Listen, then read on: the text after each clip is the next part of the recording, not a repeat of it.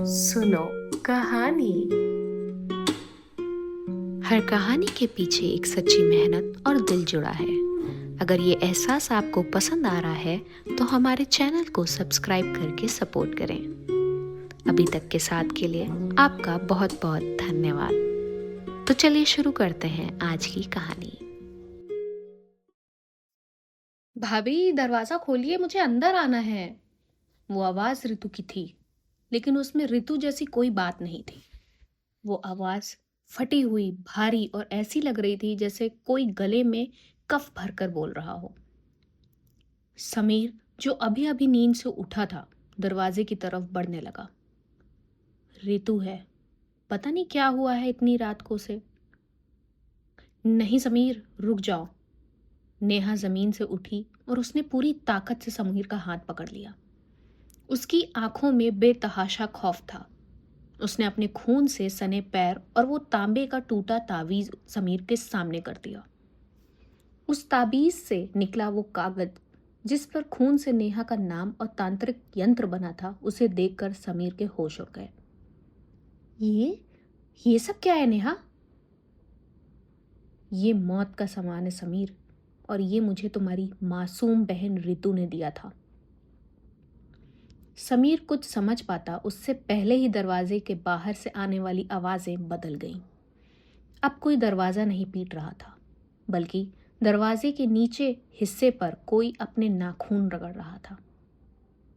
वो इंसान नहीं हो सकता था। समीर ने भी वो गुरगुराहट सुनी। उसके चेहरे के रंग उड़ गए।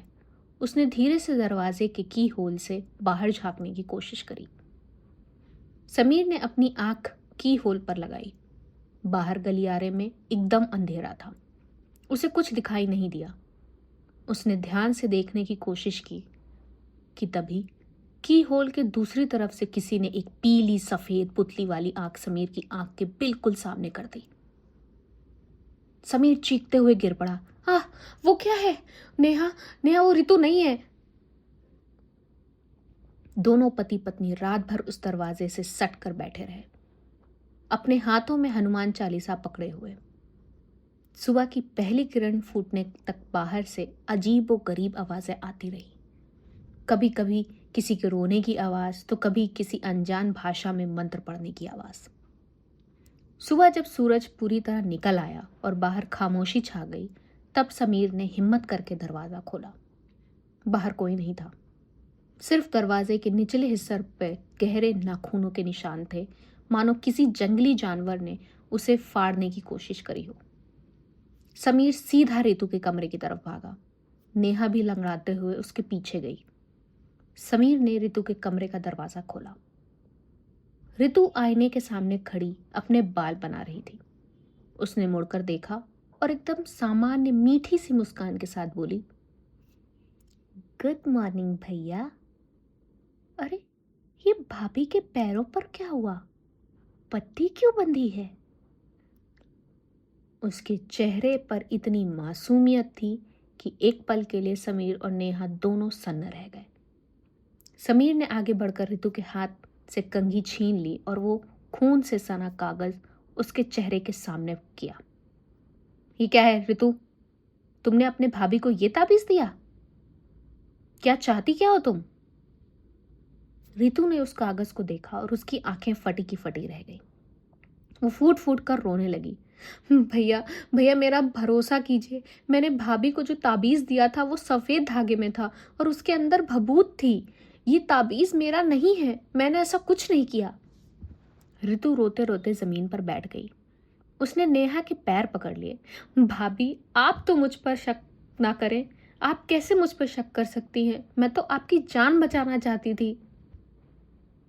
ऋतु का रोना इतना असली था कि नेहा का दिल पसीज गया।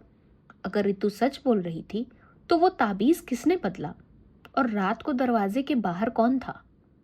नेहा तभी उसकी नजर गलियारे में खड़ी सुमित्रा देवी पर गई। वो दोनों को अजीब नजरों से घूर रही थी। उनके हाथों में एक चटा वाला नारियल और कुछ काले कपड़े थे।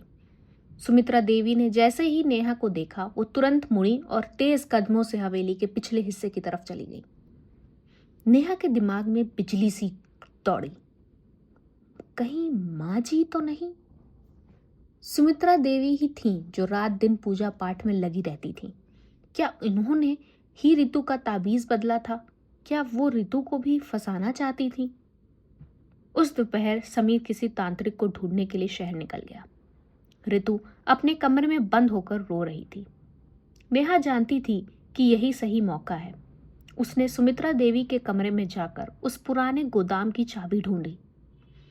उसे वो सबूत चाहिए था जिससे वो समीर के सामने अपनी सास का पर्दाफाश कर सके। नेहा ने सुमित्रा देवी के कमरे का दरवाजा धीरे से खोला। कमरा खुला था। अंदर अजीब सी सीलन और लुभान की गंध आ रही थी। नेहा ने अलमारी खोली, कपड़ों के बीच टटोला, लेकिन कुछ नहीं मिला। फिर उसकी नजर पलंग के नीचे रखे एक पुराने भारी लोहे के संदूक पर गई। संदूक पर कोई ताला नहीं था। नेहा ने उसे धड़कते दिल के साथ उस संदूक का ढक्कन खोला। संदूक के अंदर का नजारा देखकर नेहा को उल्टी आ गई। अंदर राख का एक बड़ा सा ढेर था।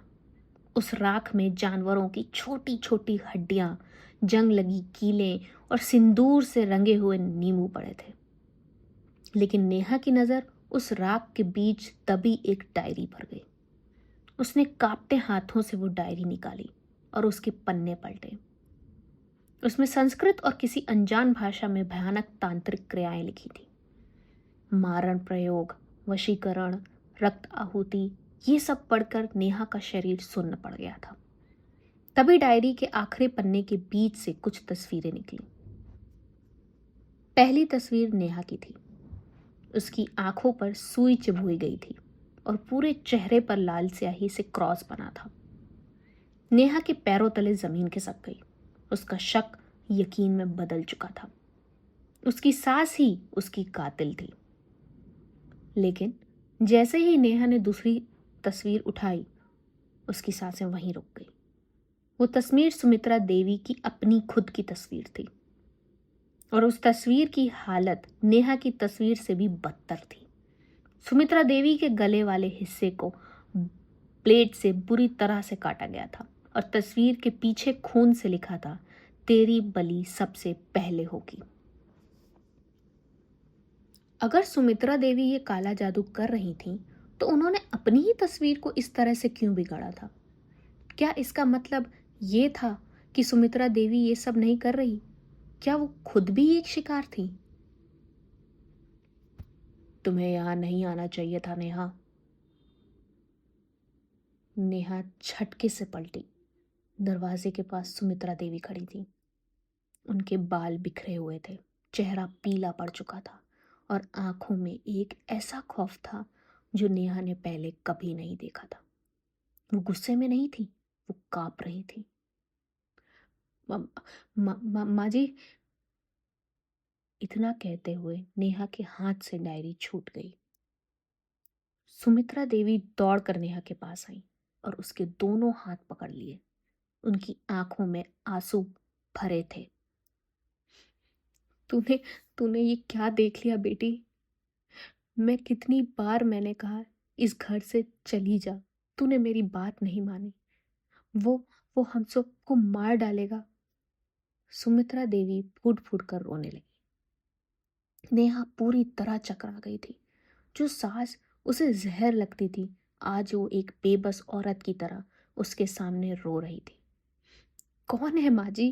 कौन मार डालेगा? ये सब हड्डियां, ये डायरी, ये आपने नहीं किया? सुमित्रा देवी ने डर से अपने ही कमरे के चारों तरफ देखा, जैसे कोई उन्हें सुन रहा हो। उन्होंने फुसफुसाते हुए कहा, नहीं नेहा, मैं तो पिछले 2 महीने से उस शक्तियों को रोकने का अनुष्ठान कर रही हूँ। मैं तांत्रिक क्रियाएं नहीं बल्कि सुरक्षा कवच बना रही थी। लेकिन वो शक्तियों का मालिक बहुत ताकतवर है। वो हमारे ही घर में है, हमारे ही बीच है। वो मासूमियत का नकाब पहने हुए है। कौन है वो माँ जी? रितु? क्या रितु ये सब कर रही है? नेहा ने घबराते हुए पूछा। सुमित्रा देवी ने नेहा की आंखों में देखा। उनके होंठ कांप रहे थे। नहीं नेहा, ऋतु भी नहीं है। जो ये सब कर रहा है वो इंसान नहीं, एक पिशाच है।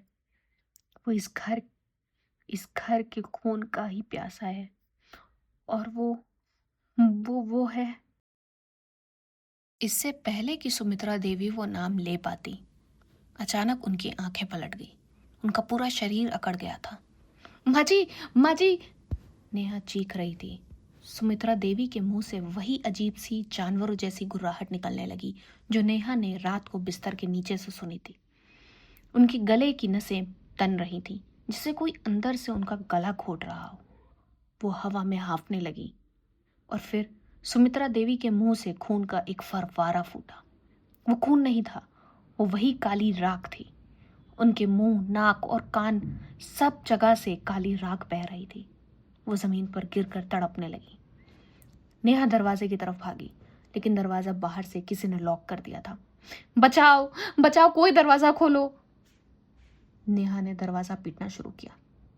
तभी पीछे से जमीन पर तड़प रही सुमित्रा देवी का शरीर अचानक रुक गया। कमरा एकदम शांत हो गया था। नेहा ने डरते हुए पीछे मुड़कर देखा। सुमित्रा देवी का शरीर जमीन से हवा में उठने लगा। उनकी कमर उल्टी दिशा में टूट चुकी थी। उन्होंने अपनी सफेद खौफनाक आंखों से नेहा की तरफ देखा और एक ऐसी आवाज में मुस्कुराई जो उनकी थी ही नहीं। अब तेरी बारी है।